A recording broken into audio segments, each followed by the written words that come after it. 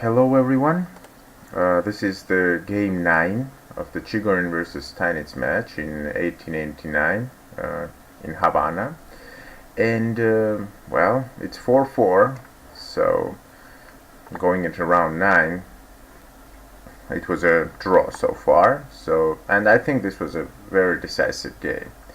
So e4, e5, again Chigorin sticks with the even gambit because he beats Steinitz pretty easily in round 7, so why not?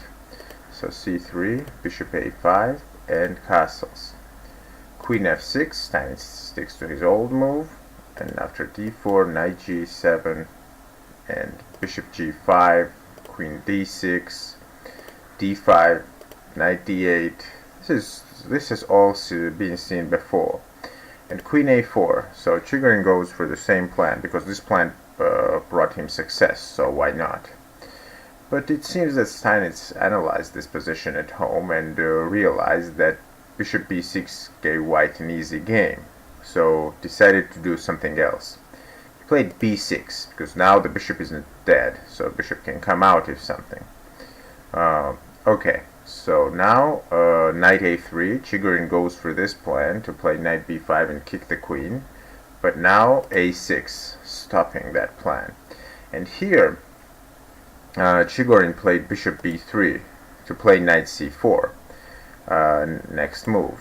A lot of people criticize this move. They say, no, engine says bishop d3 is better or bishop e2 is better.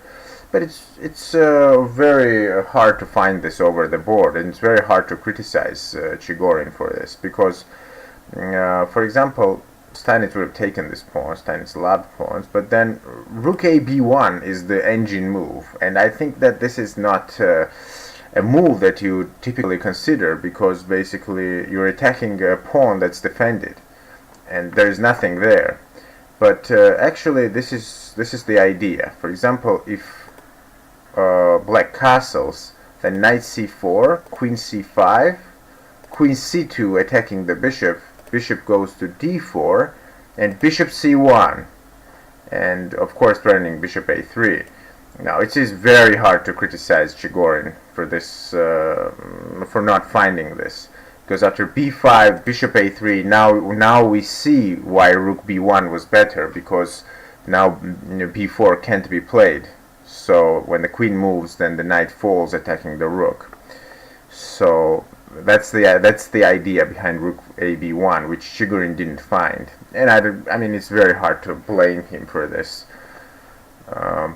Okay, so after a6, bishop b3 was played, a very logical move by Chigorin. And now bishop takes c3 and rook c1. So rook belongs to the c file for Chigorin. And now queen b4. This is excellent move. Now this was very, very good from Steinitz, because he sees the moment that he can exchange queens.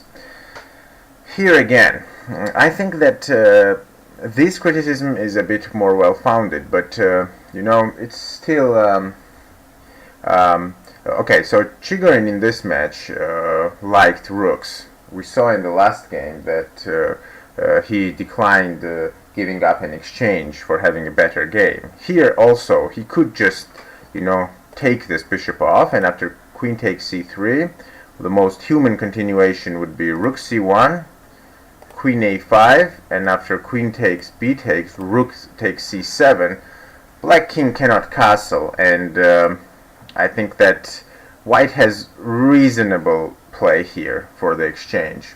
Because, for example, if knight g6 trying to save the knight so that he can castle next move, then knight c4 is winning, because now if you castle, simply knight b6 wins back the exchange, or it wins back something, some material, and white is much better here. So after queen b4, we see that exchange sacrifice was there, but as Chigorin refused exchange sacrifices, he simply played knight b5, going for some ideas on the c file, because now the pawn is pinned and he wants to take the rook. But Steinitz just very, in a cold-blooded way, just takes this knight off, because after queen takes, a takes, rook takes, suddenly black is up a pawn, I guess, right? 1 of 4, 8, and 3, 6. Well, black has no pawns, so why black has a lot of pawns here.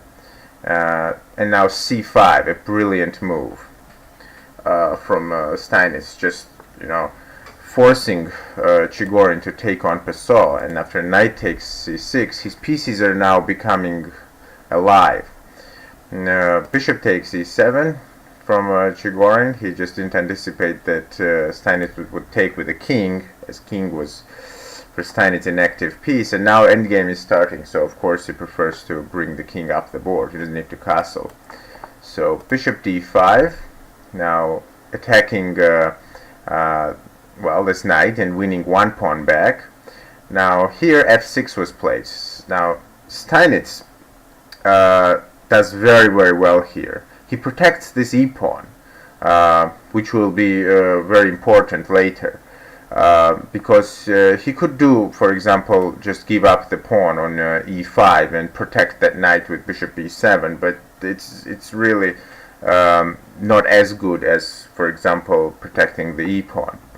So here, of course, Chigorin takes this pawn off, and then bishop d7, and rook takes b6. So even though white's activity got him a pawn back, well, still, I think that the activity of, for example, this rook is illusory, because now Steinitz plays very well.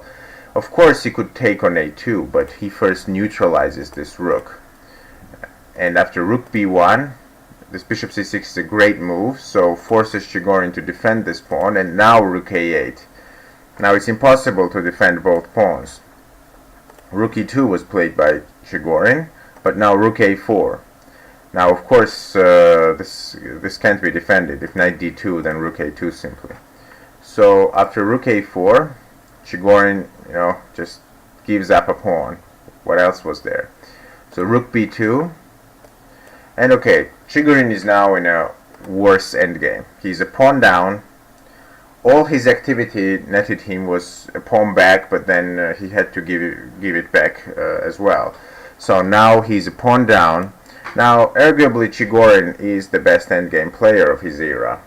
Maybe not in his like later years when he was close to dying, but you know, from probably 1885 to 1895, probably he was best in endgames. Probably. Later, of course, not. So h3 from Chigorin. He's trying to survive. Can he equalize? Well, let's see. King d6, knight d2, attacking the rook. Rook moves. Now f3, closing this diagonal. f5, now king f2, and now rook a3, and knight b1. So Chigorin found a good plan with just maneuvering this knight back and forth. So here, now king e2, e4. Now this is some plus for Steinitz, because that's why I think that king e2 was slightly inaccurate. But this simply allows this e4 break. Again, nothing serious. Chigorin is not lost yet, but he's worse.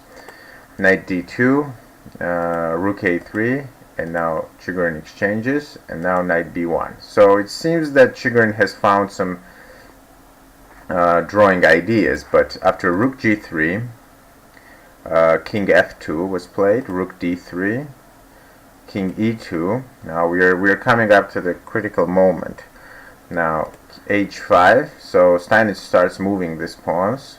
Now knight d2, rook g3, king has to go back, and now after rook a3, knight f1. So far Steinitz has been playing a bit better, but of course he had the advantage to start with. I mean, Chigorin is trying to just defend. So here he finds a brilliant idea. He finds bishop d5. That way he can give up his b pawn but take the a pawn. This, I think, is a very, very good idea. So rook takes b5, rook takes a2. So now he has a real pass pawn on this side. with which he can work with.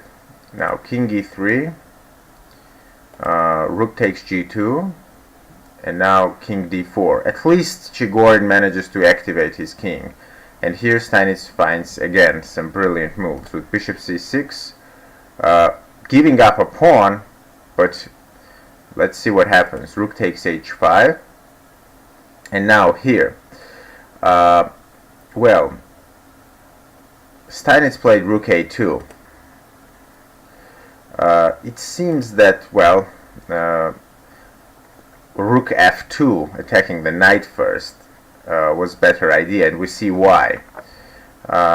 Here, I think that, well, after rook a2, Chigorin could have played rook g5. I think this is the correct move. Now, of course, this pawn is not defendable. For example, if you play rook a7, defending this pawn, right, then rook g6 check first, king c7, and then taking this pawn. And this is just a draw, because the pawn will fall, and I think even white can start playing for something. But of course, bishop will just sacrifice itself for a pawn. But yeah, this is just a completely drawn position. Instead, what I think, what Chigorin was afraid of, was this rook a4 check from Steinitz.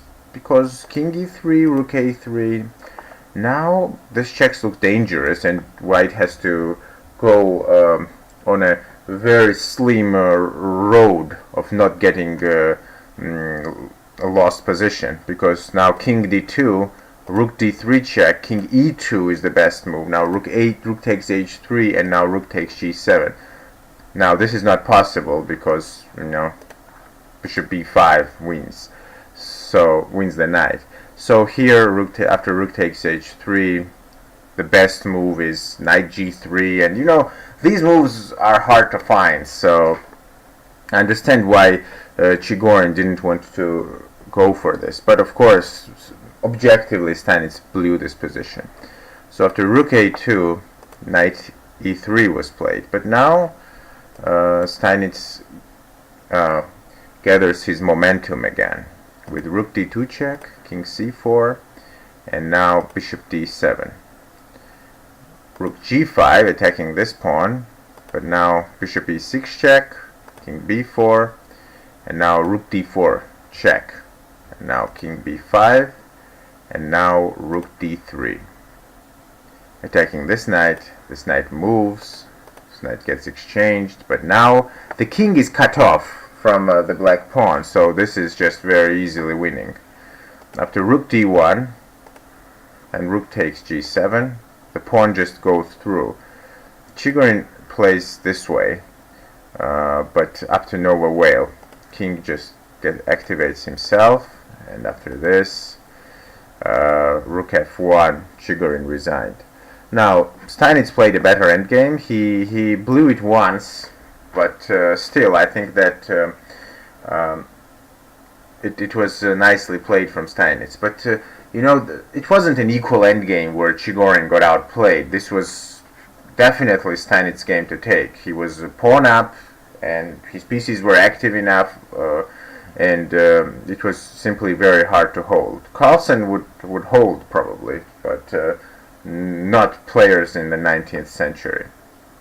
So now Steinitz won with black, but this has happened in this match before. So hopefully for Chigorin, he bounces back in the next game, or else then he will just continue the chain of losing, which is definitely not nice in a match or anywhere. So okay, so now Steinitz is up a point. Here it's 5-4, and let's see what happens.